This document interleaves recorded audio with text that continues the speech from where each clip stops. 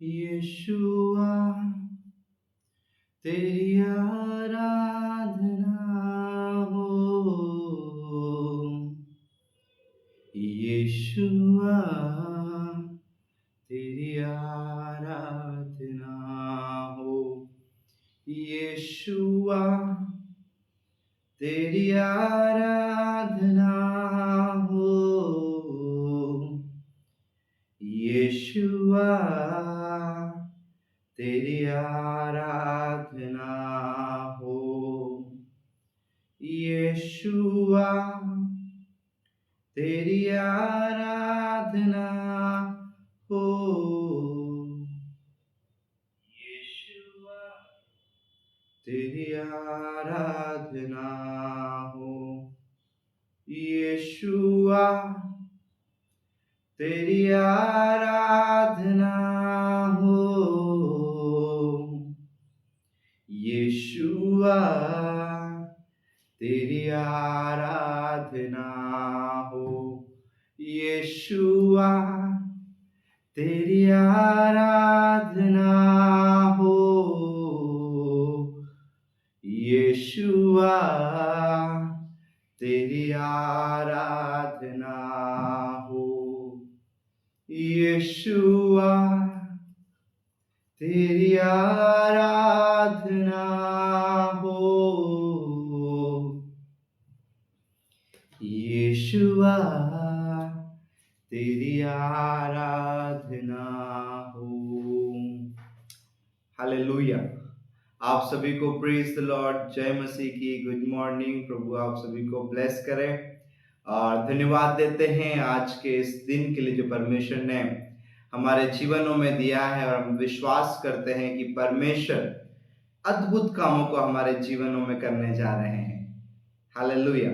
आइए अपनी आंखों को बंद करें और कुछ देर हम परमेश्वर को धन्यवाद दें। कहें, खुदा आज की सुबह में तुम मुझसे बात कर, आज तुम मुझसे बात कर कि मैं मेरे दिन भर के कार्यों में उस तेरे वचन के अनुसार मैं चल सकूं, उस तेरे वचन के अनुसार मैं जी सकूं पिता। Thank you Jesus. Hallelujah hallelujah hallelujah. आइए इस बात को कहें कि प्रभु आज तू तेरे वचन के माध्यम से मुझसे बात कर, मेरे दिन भर के कार्य में वचन मुझसे बातचीत करने पाए। मैं जहां कहीं भी आऊं जाऊं, तेरा वचन परमेश्वर पिता मुझे तेरे और करीब लेकर के आने पाए। Thank you Jesus. Hallelujah hallelujah hallelujah hallelujah. धन्यवाद होवे। Hallelujah. Thank you Jesus, thank you Jesus, thank you Jesus, thank you Jesus, thank you Jesus. Hallelujah hallelujah hallelujah hallelujah. प्रभु यीशु मसीह, हम आपकी हुजूरी में आते हैं पिता, और इस समय धन्यवाद देते हैं इस सुंदर सुबह के लिए जो आपने हमारे जीवनों में दिया पिता। परमेश्वर पिता, जब हम आज के इस डेली मॉर्निंग डिवोशन को प्रारंभ करते हैं, आज आप हमसे बोलिए और बातचीत कीजिए परमेश्वर पिता। जो आज सुबह में हम सुनते हैं वो हमारे दिन भर में परमेश्वर पिता हमसे बात करने वाला हो जाए, दिन भर हमारे दिमाग में वो वचन चलने वाला हो जाए, हमारे कार्यों में वो प्रकट होने पाए परमेश्वर पिता। प्रभु यीशु मसीह, आज आपके वचन के माध्यम से आप हमसे बात कीजिए। संपूर्ण बातों को आपके हाथों में सौंप देते पिता। जैसा हम चाहते हैं, जैसे हमारी मर्जी योजना है वो नहीं, परंतु जैसे आपकी इच्छा स्वर्ग में पूरी होती है, वैसे इस पृथ्वी पर हमारे जीवनों में, हमारे कार्यों में आपकी मर्जी पूरी हो जाए पिता। सारी बातों को आपके हाथों में सौंपते यीशु मसीह के नाम से मांगते हैं, सुनिए, दया से ग्रहण कीजिए पिता। आमीन आमीन आमीन। Hallelujah hallelujah. परमेश्वर का धन्यवाद हो आज के दिन के लिए। आई होप मेरी वॉइस आप तक क्लियर होगी। और परमेश्वर का धन्यवाद देते हैं कि परमेश्वर बीते दिनों में हमें अपने वचनों से अलग अलग बातों को सिखा रहा है, और मैं विश्वास करता हूं कि आप इस डेली डिवोशन के माध्यम से परमेश्वर के वचनों को सीख पा रहे होंगे। हालेलुया। और जिस प्रकार मैंने पहले कहा था, डेली डिवोशन को हमने मॉर्निंग में इसलिए रखा है, हम शाम में लाइव को रख सकते हैं। शाम में हमसे ज़्यादा लोग जुड़ सकते हैं, क्योंकि शाम के समय में लोग अपने कामों से फ्री होते हैं। लेकिन जब आप सुबह के समय में वचन को सुनते हैं, वो वचन पूरे दिन भर में आपके माइंड में चलता रहता है।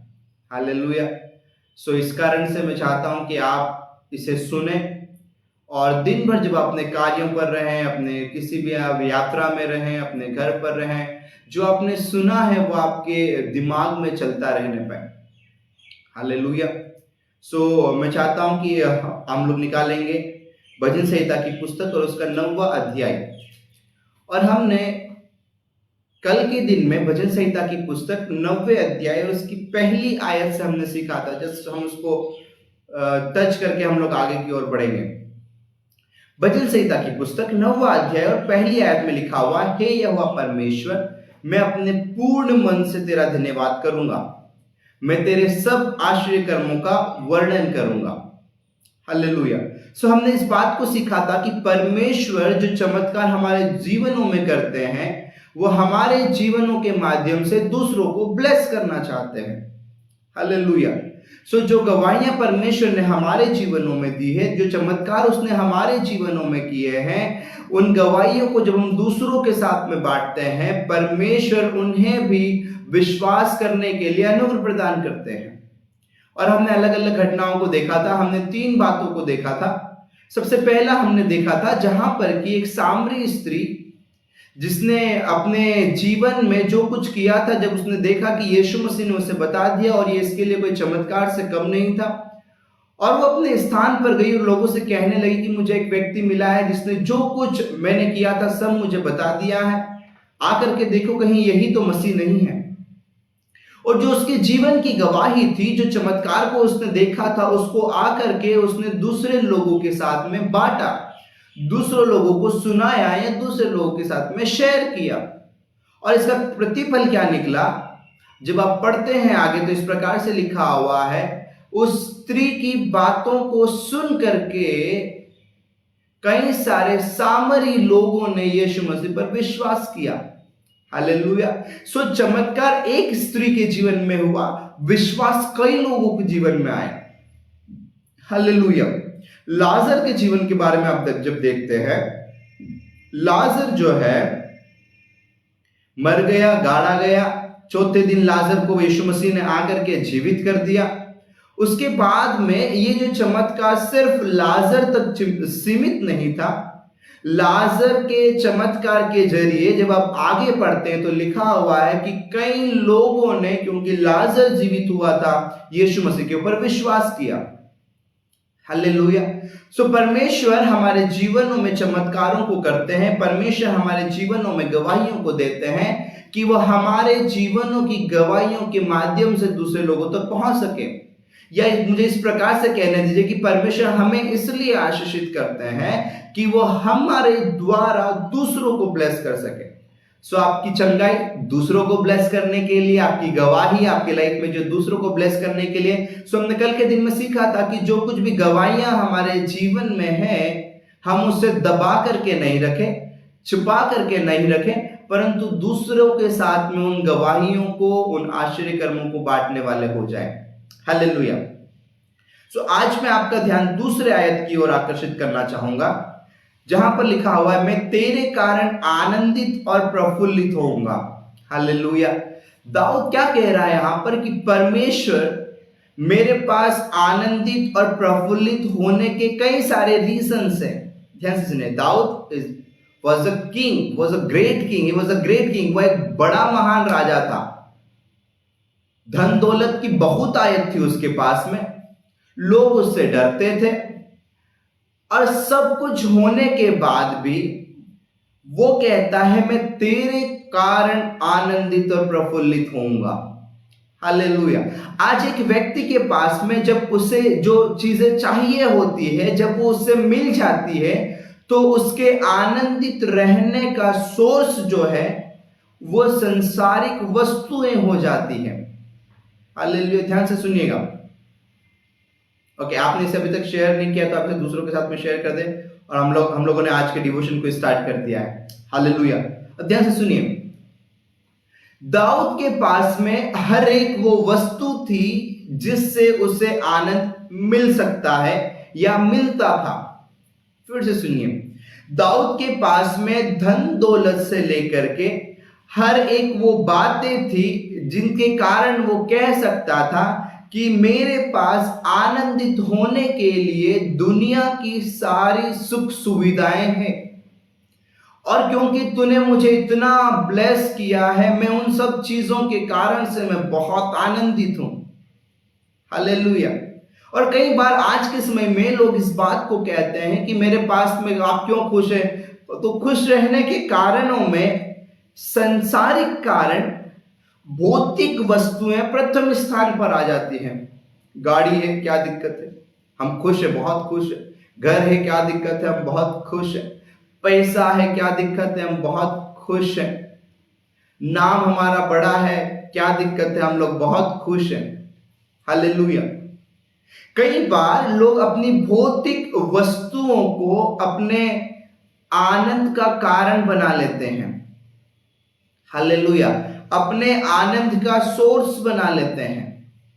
लेकिन आप सोचिए, एक ऐसा राजा जिसके पास में हर एक वस्तुओं की बहुतायत है, सोना है, चांदी है, महल है खुद का, राजपाट है, प्रजा उसके अधीन में है, इतना सब कुछ होने के बाद भी वो कहता है कि मैं तेरे कारण आनंदित होऊंगा।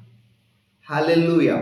दाऊद के आनंदित होने का कारण उसका पैसा, उसकी धन दौलत नहीं था। दाऊद के आनंदित होने का कारण, दाऊद के खुश रहने का कारण, दाऊद के प्रफुल्लित होने का कारण परमेश्वर था। हालेलुया। आपके आनंदित और आपके खुश होने का कारण आज क्या है? ध्यान से सुनिएगा। आप जब संसारिक वस्तुओं को और भौतिक वस्तुओं को अपने खुश होने का कारण, अपने आनंदित होने का कारण बनाते हैं, वो आनंद टेम्पररी होता है। हालेलुया। फिर से सुनिएगा। जब आप संसार की भौतिक वस्तुओं को अपने आनंदित होने का कारण बना लेते हैं, अब क्योंकि संसार और संसार की वस्तुएं मिटते जाती है, संसार और संसार की वस्तुएं अनंत काल तक नहीं बनी रहेगी। हालेलुया। कितने लोग समझ रहे? ध्यान से सुनिएगा। संसार और संसार की वस्तुएं अनंत काल तक नहीं बनी रहेगी।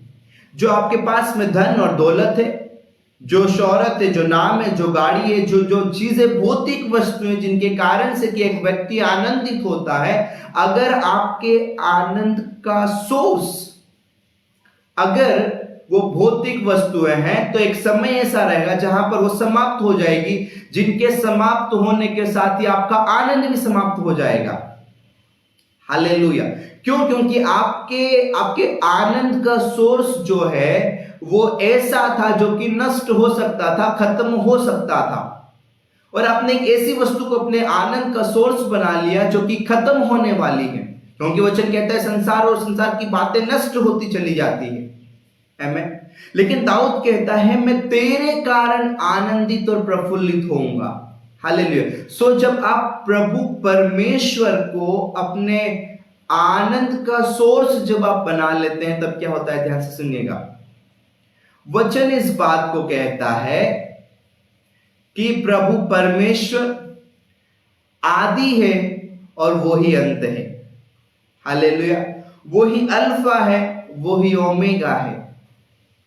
वचन कहता है वो कल, वो आज, वो युगान युग एक सा है। या मुझे आसान भाषा में से क्या इस प्रकार से कहने दीजिए कि परमेश्वर अनंत काल तक बना रहने वाला पिता है। हालेलुया। फिर से सुनिए, परमेश्वर आदि है और परमेश्वर अंत है। उसका कुछ प्रारंभ नहीं है, उसका कुछ अंत नहीं है। इसका मतलब वो परमेश्वर सर्वदा बना रहने वाला परमेश्वर है। सो जब आपके आनंद का सोर्स परमेश्वर होगा, आपका आनंद सर्वदा बना रहेगा। हालेलुया। आप में से कितने लोग इस बात को समझ रहे हैं? सो दाऊद कह रहा है कि मेरे पास सारी धन दौलत होने के बाद भी मेरा जो आनंद है वो धन दौलत के कारण नहीं होगा, नाम के कारण नहीं होगा, इसलिए नहीं होगा क्योंकि मैं राजा हूं, परंतु कह रहा है मैं तेरे कारण आनंदित और प्रफुल्लित होऊंगा।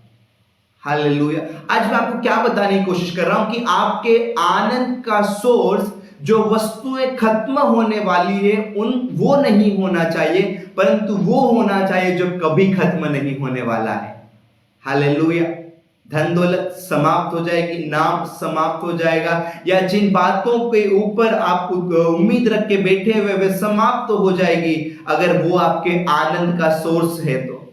और उनके समाप्त होने के साथ ही आपका आनंद भी समाप्त हो जाएगा। लेकिन अगर आपके आनंद का सोर्स परमेश्वर है, अगर आप परमेश्वर में आनंदित हैं, अगर आप परमेश्वर वो आपका सोर्स है जिससे आप आनंद मना रहे हैं, जिसमें या जिसके कारण आप आनंद मना रहे हैं, वो परमेश्वर कभी समाप्त नहीं होगा, उस परमेश्वर का कभी अंत नहीं होगा, तो आपके आनंद का भी कभी अंत नहीं होगा। Hallelujah, hallelujah. आप में से कितने लोग इस बात को समझ पा रहे हैं? परमेश्वर हमें वो आनंद देता है जो सर्वदा बना रहता है। जब पौलुस इस बात को कहता है कि सदा आनंदित रहो, मैं फिर कहता हूं सदा आनंदित रहो, इसका मतलब वो संसारिक बातों में आनंदित होने के लिए नहीं कह रहा है, वो प्रभु यीशु मसीह में आनंदित रहने के लिए कह रहा है। वो इस बात को कह रहा है कि तुम्हारे आनंद का जो सोर्स है वो परमेश्वर होना चाहिए। Hallelujah, hallelujah. आप में से कितने लोग इस बात को समझ पा रहे हैं? दाऊद कहता है, मैं तेरे कारण आनंदित और प्रफुल्लित होऊंगा। आज कितने लोग इस बात को कह सकते हैं, प्रभु मेरे लाइफ में दूसरी बातें होगी जो मेरे आनंद का कारण बन सकती है, लेकिन स्टिल फिर भी मैं उन बातों को मेरे आनंद का कारण नहीं बनाऊंगा। मैं उन बातों को मेरे आनंदित होने का सोर्स में नहीं बनाऊंगा। क्यों? क्योंकि मेरे आनंद का सोर्स सिर्फ और सिर्फ आप है प्रभु। आपको पता है वचन इस बात को कहता है, उसके निकट आनंद की भरपूरी है। हालेलुया। सिर्फ आनंद नहीं है, आपको पता है भरपूरी एक ऐसा स्थान, अबंडेंस का स्थान, जहां पर हर एक बातों की बहुत आयत है। दाऊद कहता है अपने भजन में कि उसके निकट आनंद की भरपूरी है। हालेलुया। आपके आनंद का सोर्स जब परमेश्वर की प्रेजेंस हो जाएगी, आपके आनंद का सोर्स जब परमेश्वर हो जाएगा, जो आनंद परमेश्वर आपको देगा वो सर्वदा बना रहने वाला आनंद होगा। आप दुख में भी होंगे, आप आनंदित होंगे। पता है दाऊद कई बार जब दुख और मुसीबत में होता था, वो भजन लिख करके अपने आनंद को प्रकट करता था।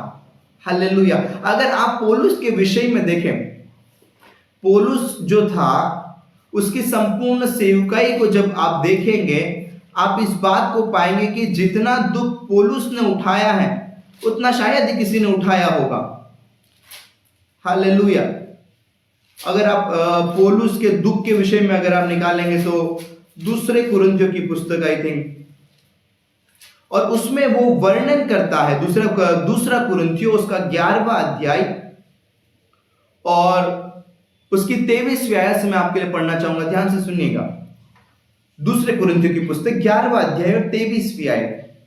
क्या वे ही मसीह के सेवक हैं? मैं पागल के समान कहता हूं, मैं उनसे बढ़कर हूं। अधिक परिश्रम करने में, बार बार कैद होने में, कोड़े खाने में, बार बार मृत्यु के जोखिमों में। 5 बार मैंने यहूदियों के हाथ से 39 कोड़े खाए। 3 बार मैंने बेते खाई। 1 बार मुझ पर पथराव किया गया। 3 बार जहाज जिन पर मैं चढ़ा था टूट गए। 1 रात दिन मैंने समुद्र में काटा।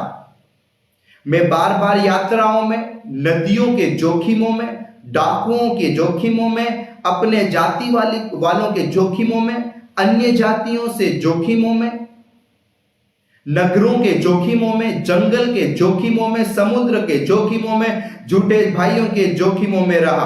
परिश्रम और कष्ट में, बार बार जागते रहने में, भूख प्यास में, बार बार उपवास करने में, जाड़े में उगाड़े रहने में, और अन्य बातों को छोड़कर जिनका वर्णन में नहीं करता, सब कलीसियाओं की चिंता प्रतिदिन मुझे दबाती है। हालेलुया। और यही पौलुस अपनी पत्री में क्या लिख रहा है पता है? सदा आनंदित रहो, मैं फिर कहता हूं सदा आनंदित रहो। हालेलुया। आप सोच करके देखिए, एक ऐसा व्यक्ति जो लगभग लगभग अपने जीवन के हर समय परेशानियों में ही होकर के गुजरा। पूरी बातों को सिर्फ हमने पढ़ दिया, आप सोचिए वो किस प्रकार से उन परिस्थितियों से होकर के गुजरा होगा। लेकिन क्या पौलुस ऐसी परिस्थितियों में आनंदित रहा होगा जो उसने खुद लिख दिया कि मैं कहता हूं आनंदित रहो? हालेलुया। अगर आप निकालेंगे मेरे साथ में फिलिपियों की पुस्तक, उसका 4 अध्याय और 4 आयत, फिलिपियों 4 उसका 4, प्रभु में सदा आनंदित रहो। हालेलुया। फिर से सुनो, वचन कहता है, पौलुस कह रहा है, वो व्यक्ति कह रहा है जो कि हम जिसके बारे में हमने पढ़ा, जिसकी जिंदगी दुखों से भरी रही, संघर्षों से भरी हुई, जोखिमों से भरी हुई रही, वो व्यक्ति फिलिपियों की पुस्तक 4 अध्याय 4 आयत में कह रहा है कि प्रभु में सदा आनंदित रहो।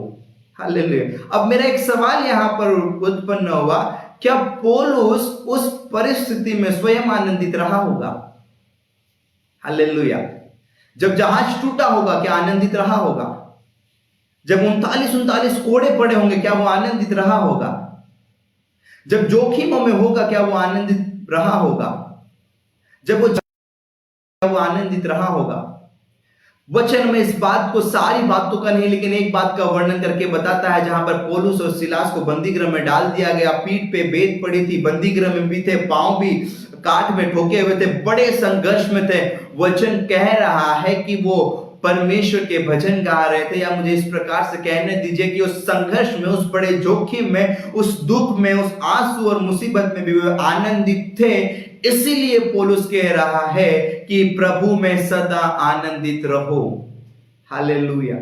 अगर आपके आनंद का सोर्स दुनिया की बातें हैं तो वो समाप्त तो हो जाएगी, लेकिन अगर आपके आनंद का सोर्स परमेश्वर है तो आप दुख में भी होंगे, पौलुस के समान आप आनंद मनाएंगे। हालेलुया। पौलुस कहता है प्रभु में आनंदित रहो, जिस बात को दाऊद कहता है कि मैं किस कारण? परमेश्वर यहोवा के कारण, मैं तेरे कारण आनंदित और प्रफुल्लित होऊंगा। उसी बात को पौलुस कहता है, प्रभु में सदा आनंदित रहो, उसकी प्रेजेंस में सदा आनंदित रहो। हालेलुया। आगे वो कहता है, मैं फिर कहता हूं आनंदित रहो। पता है ये इसके बार बार एक ही बात को 2 बार कहना क्या दर्शाता है पता है? पौलुस स्ट्रांगली इस बात को फॉलो कर रहा था। हालेलुया। फिर से सुनिए, पौलुस अगर एक ही बात को 2 बार लिख रहा है, प्रभु में सदा आनंदित रहो, मैं फिर कहता हूं आनंदित रहो, इसका मतलब पौलुस इस बात को स्ट्रांगली फॉलो कर रहा था। और इस बात का वर्णन हम देख पाते हैं, इसीलिए वो कह रहा है कि प्रभु में आनंदित रहो, संसार में नहीं, संसार के कारण नहीं, लेकिन प्रभु में, उसकी प्रेजेंस में आनंदित रहो। क्यों पता है? क्योंकि जब आप प्रभु में आनंदित रहेंगे,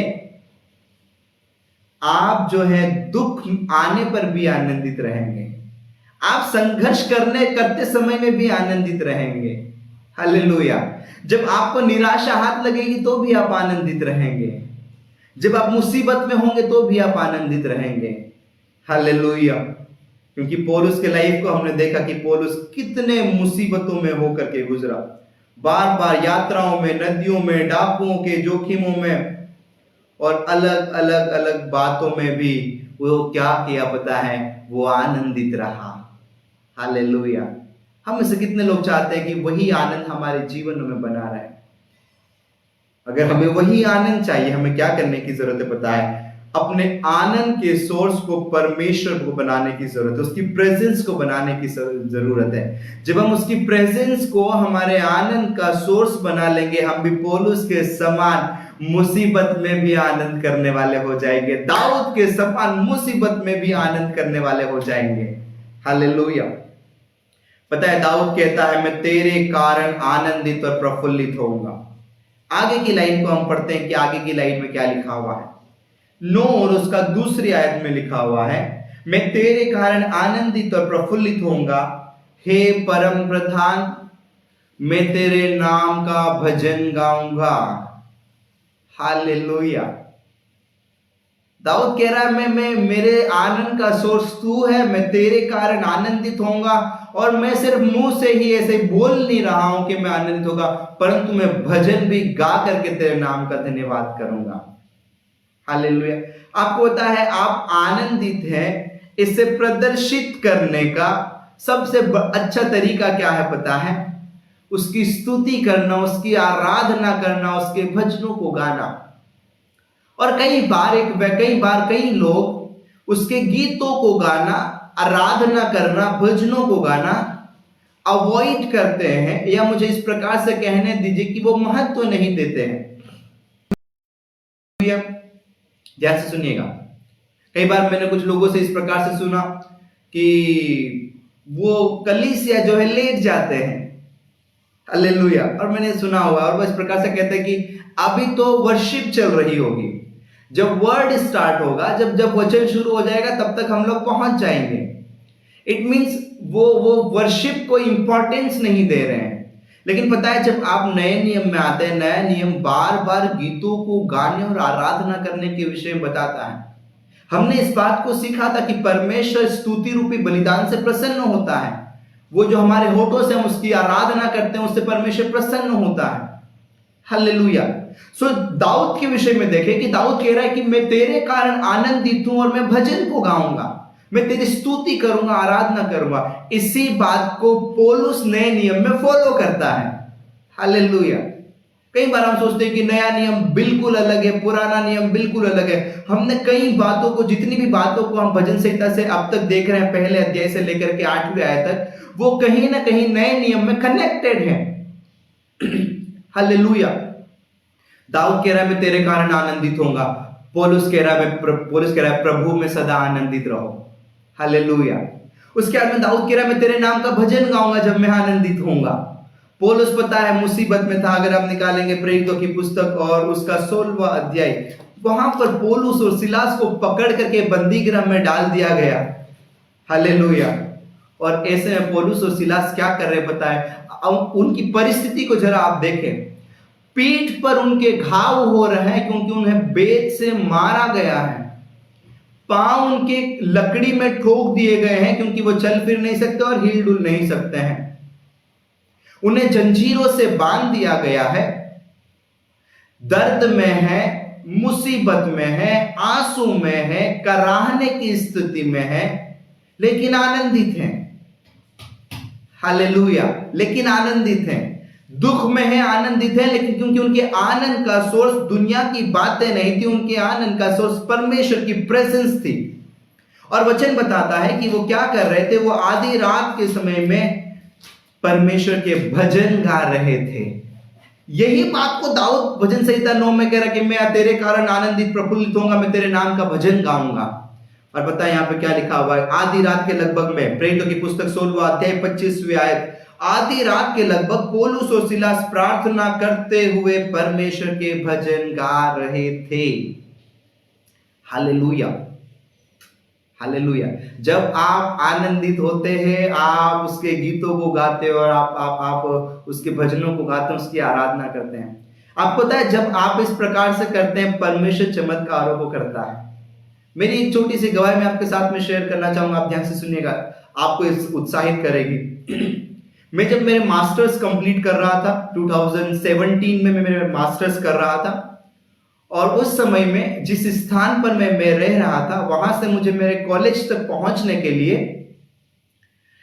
एक लंबी दूरी पैदल तय करनी पड़ती थी। वहां से बस लेकर के फिर जाना पड़ता था, और फिर वहां उतर करके फिर जाना, और इस प्रकार चेंज कर करके मुझे मेरी कॉलेज तक पहुंचना होता था। लेकिन जब मैं कॉलेज से वापस आता था तो भी सेम था। मुझे कॉलेज से पैदल चल के एक स्थान तक आना है, वहां से मुझे बस लेनी है, और बस में बैठ करके मुझे एक स्थान पर आना है, वहां उतरना है, फिर पैदल चल के मुझे मेरे रूम तक पहुंचना है। सो जब मैं मेरे कॉलेज से वापस आता था, और क्योंकि जो बस जा रही होती थी वो वहां तक जहां मुझे उतरना था, वहां आते आते मैक्सिमम खाली हो जाती थी, और मैं लास्ट सीट पर बैठे बैठे गीत को गाता था। और वो मुझे, क्योंकि उसके बोल मुझे अभी तक अच्छे से याद है, वो इस प्रकार से गीत है, आपने जरूर सुना होगा। मुझको मिलता गया मेरी मुश्किल का हल, जो जो गीत है, चू लिया यीशु ने चू लिया। और उसमें एक लाइन है जो इस प्रकार से कहती है कि हर घड़ी हर जगह गाओ हालेलुया। और इस प्रकार से लिखा उसमें गीत है, लाइन है कि मुझको मिलता गया मेरी मुश्किल का हल। और मैं मैक्सिमम टाइम इसी गाने को बस की आखिरी सीट पर बैठे बैठे गाता रहता था और गाते गाते मैं आता था। हालेलुया। अब ध्यान से सुनिएगा, ये सिलसिला एक लंबे समय तक चलता रहा। मैं अपने रूम से उठ रहा हूं, तैयार हो रहा हूं, लंबी दूरी पैदल चल के जा रहा हूं, फिर वहां से बस में बैठ रहा हूं और फिर जा रहा हूं। चलता रहा। और मैं अब कॉलेज से वापस आते समय में, क्योंकि मुझे गाना गाने का बड़ा शौक है, गला बिल्कुल भी अच्छा नहीं है, हालेलुया, वो सुर के हिसाब से बात कर रहा है, मेरे लिए तो मेरे से अच्छा गला नहीं है, हालेलुया। सो जब मैं वापस आता था, मैं बस की आखिरी सीट पर बैठ करके गीतों को गाता था या भजन को करता था, शिकायत नहीं करता था परमेश्वर से। और एक दिन ऐसा हुआ, जो मेरा रूम था, मेरे रूम के जस्ट पीछे वाली एक गली छोड़ करके कुछ 100 या 150 मीटर की दूरी पर एक रोड था, जो कि मेरे कॉलेज के पास में, जहां मुझे पहले बस उतारती थी, वहां तक जाता था। और उससे पहले उस पर्टिकुलर शहर की गवर्नमेंट ने, या जो भी वहां पर कार्य करते हैं, उन्होंने कोई भी बस, सिटी बस या जो बसेस चलती है, बसेस स्टार्ट नहीं की थी उस रूट के ऊपर में। लेकिन मैं उस समय में, जब मेरे लाइफ में मैं आ रहा था, पैदल चल रहा था, संघर्ष कर रहा था, मैं अपने गीतों को गाते हुए इस बात को कह रहा था कि मुझे मिलता गया मेरी मुश्किल का हल। और एक समय ऐसा आया, मुझे एक दिन पता चला कि मेरे रूम के जस्ट पीछे बगल से एक नई बस स्टार्ट हुई है, जो मेरे रूम से लेकर के मेरी कॉलेज के पास तक जाती है। हालेलुया। और मैंने जब वहां पर गया, मैंने देखा, मैं बैठा और मेरी कॉलेज के पास में जाकर के मैं उतरा। मैं आपको क्या बताने की कोशिश कर रहा हूं पता है? जब आप अपने दुख की परिस्थिति में भी जब आप भजनों को गाते हैं, परमेश्वर चमत्कारों को करते हैं। हालेलुया। फिर से सुनिए, पौलुस और सिलास कठिन परिस्थिति में परमेश्वर के गीतों को गा रहे हैं, भजनों को गा रहे हैं। परमेश्वर ने उनके लिए द्वारों को खोल दिया। वचन कहता है, लिखा हुआ है, सबके बंधन खुल गए और सबके द्वार भी खुल गए। हालेलुया। हालेलुया। ना सिर्फ यहां पर, परंतु अगर आप याकूब की पुस्तक 5वां अध्याय उसकी 13वीं आयत निकालेंगे, याकूब की पुस्तक 5 अध्याय उसकी 13वीं आयत, याकूब 5 और उसका 13, यहां पर लिखा हुआ है, यदि तुम में कोई दुखी है तो वह प्रार्थना करे, यदि आनंदित है तो वह स्तुति के भजन गाए। हालेलुया। आपको पता है, नए नियम में कई स्थानों पर भजनों को गाने के विषय में लिखा गया। So it is very important, ये बहुत महत्वपूर्ण है। आपको गाना गाते आता है, नहीं आता है, आप 7 सुर की जगह 8-9 सुर में गाते हैं, कोई मायने नहीं रखता कि आप सुर में गा रहे हैं, ताल में गा रहे हैं या आप कैसे गा रहे हैं। जब आप आनंदित हैं, आप अपने रूम में हैं, आप अपने फैमिली के साथ में हैं, आपको क्या करना पता है? उस परमेश्वर की आराधना करना है। तो वचन कहता है, यदि तुम में कोई आनंदित हो तो वह स्तुति के भजन गाए। हालेलुया। ना सिर्फ याकूब 5 उसका 13 में, परंतु कुलुस्सियों की पुस्तक उसका 3 अध्याय और उसकी 16वीं आयत को पढ़ करके हम लोग समाप्त करें। कुलुस्सियों उसका 3 और उसका 16, यहां पर लिखा हुआ है, मसीह के वचन को अपने हृदय में अधिकाई से बसने दो और सिद्ध ज्ञान सहित एक दूसरे को सिखाओ और चिताओ, और अपने अपने मन में अनुग्रह के साथ परमेश्वर के भजन। हालेलुया। आजकल की जो जनरेशन है, इंस्टाग्राम वाली जो जनरेशन है, हालेलुया, ये कुछ दूसरे ही भजन को गाने में लगे हुए हैं। पता है वचन हमें क्या सिखा रहा है? परमेश्वर के भजन। हालेलुया। ओके, आगे बढ़ते हैं। परमेश्वर के लिए भजन और स्तुति गान और आत्मिक गीत गाओ। हालेलुया। किस प्रकार के गीत गाना है? आत्मिक गीतों को गाना है। उन गीतों को नहीं जो संसारिक हैं, उन गीतों को नहीं जो कि दुष्टों के द्वारा बनाए जा रहे हैं, रचे जा रहे हैं और गाए जा रहे हैं, परंतु वचन कहता है अपने अपने मन में अनुग्रह के साथ परमेश्वर के लिए भजन, स्तुति गान और आत्मिक गीत गाया करो। हालेलुया। आपको पता है यहाँ पर 3 जगह पर और भी स्थानों पर लिखा गया है जहां पर भजनों को गाने के विषय में, गीतों को गाने के विषय में और परमेश्वर को धन्यवाद देने के विषय में कहा गया है। हालेलुया। इसका मतलब कुछ न कुछ महत्वपूर्ण बात आपके गीतों को गाने में, आराधना करने में और भजन करने में छुपी हुई है। हालेलुया। जब आप इस बात को जान जाएंगे, आप उस सामर्थ को अपने जीवन में देखेंगे। हालेलुया। दाऊद भी जब मुसीबत में हुआ करता था, अकेला हुआ करता था, वो कहता है मैं तेरे कारण आनंदित और प्रफुल्लित होऊंगा, मैं तेरे नाम का भजन गाऊंगा। हालेलुया। पौलुस इस बात को कहता है प्रभु में सदा आनंदित रहो, और वो स्वयं जब मुसीबत में इस बात को दर्शाता है कि मैं मुसीबत में हूं लेकिन मैं भजन गा रहा हूं, मैं दुख में हूं, मैं आंसू में हूं, पीड़ा दर्द में हूं, बंदी गृह में हूं, लेकिन मैं भजन को गा करके आराधना कर रहा हूं, क्योंकि मैं उसके सामर्थ को जानता हूं। हालेलुया। जब आप अपनी कठिन परिस्थितियों में भी परमेश्वर को आराधना देते हैं, वो आराधना आपके जीवनों में चमत्कारों को लेकर के आती है। आमीन। हालेलुया। आज के वचन को हम लोग यहीं पर फिनिश करेंगे।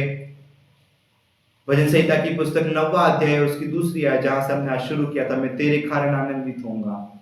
हमारे आनंद का सोर्स परमेश्वर, उसकी प्रेजेंस होना चाहिए, ना कि दुनिया की वस्तुएं, संसारिक या भौतिक वस्तुएं। क्योंकि एक समय आएगा कि जहां संसार, उसकी वस्तुएं, भौतिक वस्तुएं समाप्त हो जाएगी, सो उसके चलते आपका आनंद भी समाप्त हो जाएगा। लेकिन अगर आप के आनंद का सोर्स परमेश्वर है, उसकी प्रेजेंस है, तो वो सर्वदा बना रहने वाला पिता है, आपका आनंद भी सर्वदा बना रहेगा। इसी बात को पौलुस कहता है कि प्रभु में सदा आनंदित रहो, दुनिया में नहीं, दुनिया की बातों में नहीं, प्रभु में सदा आनंदित रहो। उसके बाद वो कहता है कि गीतों को गा करके उसकी आराधना करो। आज अपने आप कार्य कर रहे होंगे, आप गाड़ी चला रहे होंगे, आप खाना बनाए, आपको क्या करना है पता है, उसके भजनों को, उसके गीतों को गाते हुए उसके नाम को हमेशा ऊंचा उठाते रहना, उसको धन्यवाद देते रहना है। आमीन। हालेलुया। आइए अपनी आंखों को बंद करें, हम परमेश्वर को धन्यवाद दें और प्रार्थना के साथ आज के इस डेली डिवोशन को हम लोग फिनिश करेंगे। Thank you Jesus, thank you Jesus. Hallelujah, hallelujah, hallelujah.